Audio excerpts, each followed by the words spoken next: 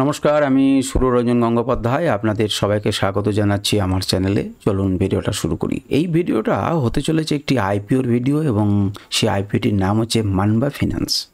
তো মানবা ফিন্যান্স সম্পর্কে আমাদের বেশ কিছু তথ্য জানার প্রয়োজন আছে সেখানে অ্যাপ্লিকেশন করার আগে। যারা ডিটেলে জানতে চান তাদের জন্য এই বড় ভিডিওটা আমি করছি।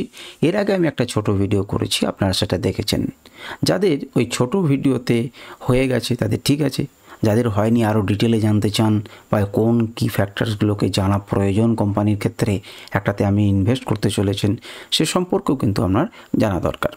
তো দেখুন, প্রথমে আইপিওতে অ্যাপ্লাই করার আগে আপনাকে বেশ কিছু তথ্য জানতে হবে যে আইপিওতে আপনি কেন অ্যাপ্লাই করছেন। আইপিওতে অ্যাপ্লাই করে তিন রকম মনোভাব রাখা যায়। একটা হচ্ছে যে আইপিওতে আমি অ্যাপ্লাই করলাম, সস্তাতে সবথেকে কম দামে কোম্পানিকে প্রথমেই আপনি পেয়ে যাচ্ছেন এবং আপনি এটা হোল্ড করবেন, এটা কন্টিনিউ করবেন। কিন্তু লম্বা সময় হোল্ড করতে গেলে কোম্পানির সম্বন্ধে ডিটেলে তো জানা প্রয়োজনই।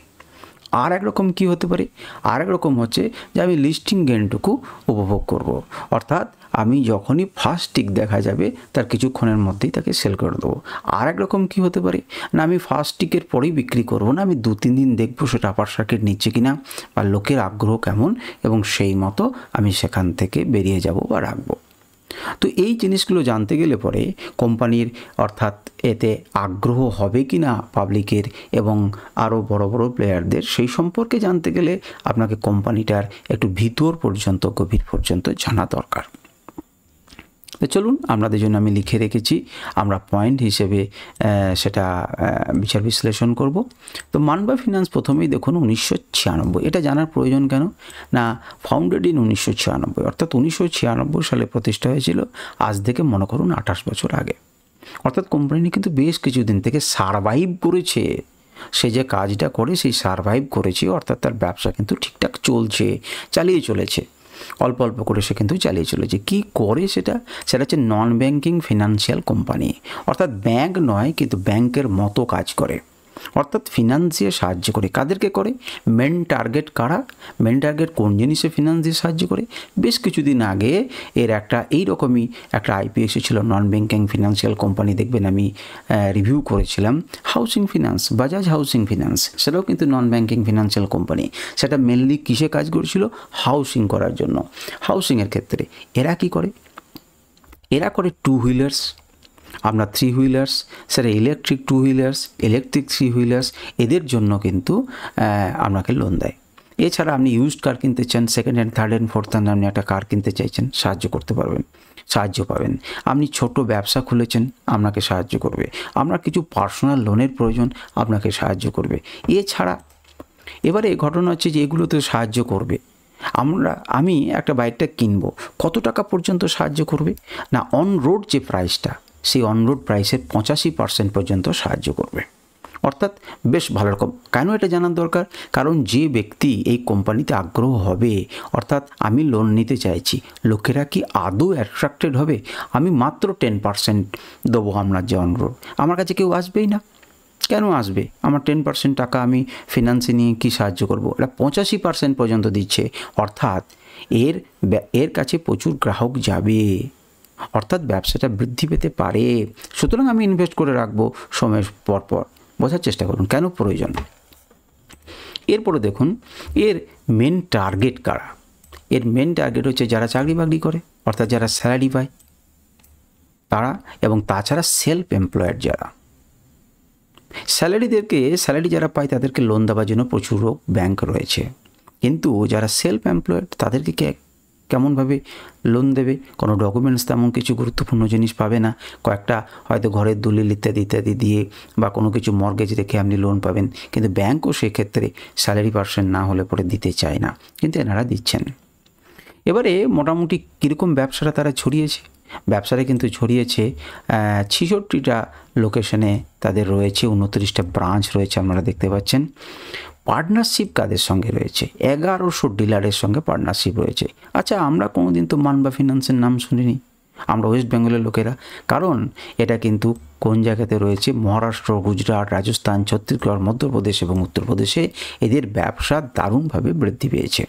এবং 1100টা ডিলারের সঙ্গে যেমন রয়েছে, তার মধ্যে 190টা হচ্ছে ইলেকট্রিক ভেহিকলস, কারণ ইলেকট্রিক ভেহিকলসেরও এরা কিন্তু সাহায্য করছে। অর্থাৎ আমরা এই অঞ্চলগুলো জানি না, সেই অঞ্চলগুলোতে কিন্তু এদের বৃদ্ধি রয়েছে। আচ্ছা, এরপর যেটা গুরুত্বপূর্ণ জিনিস সেটা হচ্ছে রেভিনিউ কেমন জেনারেট করছে কোম্পানিটা কেমন লাভ করছে।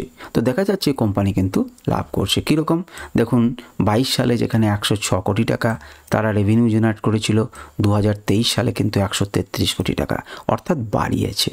তারপরে দেখুন 2024 সালে কিন্তু 191 কোটি টাকা। শুধু এই র ডাটাটা দেখলে চলবে না, আপনাকে আরেকটু ডিটেলে যেতে হবে। কীরকম দেখুন, 6 থেকে 33, অর্থাৎ আপনি ভাবতে পারেন যে মোটামুটি 30, অর্থাৎ 27,000 টাকা, 26-27,000 টাকা, 27 কোটি টাকার মতো তারা বৃদ্ধি করতে পেরেছিল। তারপরে দেখুন 60 কোটি টাকার বৃদ্ধি করেছে, মানে প্রায় ডবলের বেশি বৃদ্ধি করেছে। এখানে যদি 27 কোটি টাকা তাদের রেভিনিউ জেনারেট করে থাকে, এখানে কিন্তু 60 কোটি টাকার কাছাকাছি, একদম এক্স্যাক্ট নয়, 58 কোটি টাকা, কিন্তু প্রায় ডবল করে ফেলেছে। অর্থাৎ এরা কিন্তু নিজেদের ব্যবসাটা ধীরে ধীরে বাড়ানোর চেষ্টা করছে এবং রেভিনিউ কিন্তু জেনারেট করতে পারছে কোম্পানিটা। রেভিনিউ জেনারেট করলেই হবে না, আপনাকে জানতে হবে প্রফিট আফটার ট্যাক্স, অর্থাৎ ট্যাক্স ফ্যাক্স দিয়ে কেটে কুটে তোমার হাতে কত টাকা থাকে তোমার এটা জানার দরকার। আমি রেভিনিউ প্রচুর জেনারেট করলে কিন্তু ট্যাক্সে চলে গেল, আমার খরচই চলে গেল, তা নয়, ট্যাক্স দেওয়ার পর আমার কত কোটি টাকা থাকে নেট লাভ হিসেবে। তো সেই প্যাট আমাদের থাকছে 22 সালে যেখানে 9 কোটি টাকা, 9.74 কোটি টাকা ছিল, 23 সালে কিন্তু সেটা 16 কোটি টাকা দাঁড়ায়, 16.5 কোটি টাকা, আর 24 সালে সেটা ডবল করে নিয়েছে 31 কোটি টাকা। অর্থাৎ ধীরে ধীরে কিন্তু সে বাড়াচ্ছে। যদিও 31 কোটি টাকা কোনো বড় ফিগার নয়, কিন্তু আপনি যদি কোম্পানিটার গ্রোথ দেখেন তাহলে কিন্তু গ্রোথটা ভালো। এখন হয়তো ছোটো রয়েছে, সেটা গ্রোথটা কিন্তু ভালো, তার মানে এই নয় যেটা বিরাট একটা বড় কোম্পানি। এরপর আমরা নর্মাল কয়েকটা জিনিস সম্পর্কে জানি, সেটা হচ্ছে যে আইপিওটাতে অ্যাপ্লাই করতে আমরা জানি 25 তারিখ পর্যন্ত, আজকে 24 তারিখ, অর্থাৎ আপনাদের কাছে আরও একটা দিন আছে। আমি কিছুটা দেখে রিভিউ করছি। অ্যালটমেন্ট ডেট কত? 26 তারিখ অ্যালটমেন্ট হবে। প্রাইস ব্যান্ড কত? 114 থেকে 120, 125টা শেয়ার কিনতে হবে। আপনি 114তে বিড দেবেন না, আপনি তো 120তে বিড দেবেন, এবং সেক্ষেত্রে আপনার 14,250 টাকা নয়, তার থেকে একটু বেশি লাগবে, 15,000 টাকা লাগবে। আর এই টোটাল ইস্যু সাইজ আমি প্রথমেই বললাম 150 কোটির মতো, অর্থাৎ খুব বড় কিছু নয়। আমি প্রথমেই বললাম যে প্রত্যেকটা জিনিসে কিন্তু অ্যাপ্লাই করে ধরে রাখার জন্য নয়, কিছু জিনিস কিন্তু লিস্টিং গেন পরেই ছেড়ে দিতে হবে, সেটা আপনাকেই বুঝতে হবে, সেটা তো আমি লাইভ মার্কেটে আপনাকে করে দিতে পারবো না। এছাড়া এই কোম্পানির আরও গুরুত্বপূর্ণ কয়েকটা জিনিস জানতে হবে। যেমন মনে করুন এর রিস্ক কী আছে, কোম্পানিটা যে এই সমস্ত ভালো জিনিসগুলো শুনলাম, রিস্ক কী রয়েছে?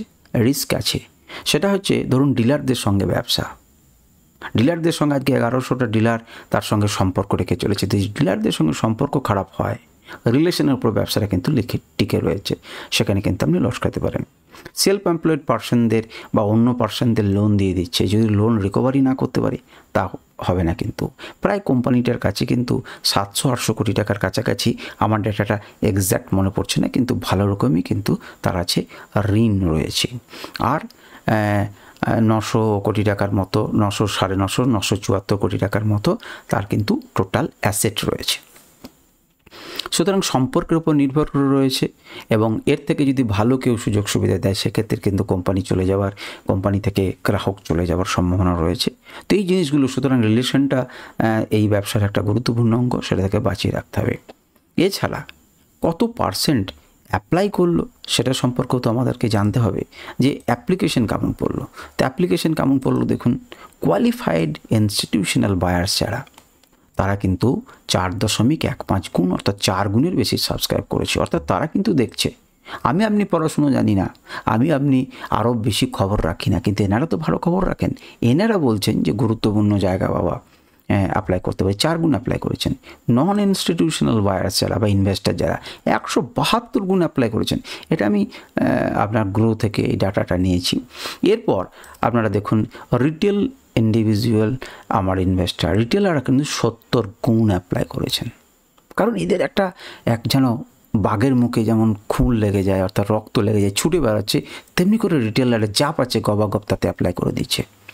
টোটালের উপরে কিন্তু 73 গুণের বেশি অ্যাপ্লিকেশন জমা পড়েছে।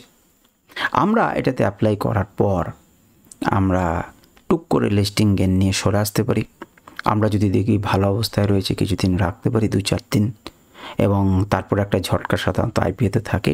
আমি সেটা নিয়ে আলোচনা করছি না। আইপিওকে ডিল করার একটা বিশেষ উপায় রয়েছে, আপনার সেটা দেখে সেটা নিয়ে আপনাদের আগ্রহ হলে কোনো দিন আমি সে নিয়ে আলোচনা করব।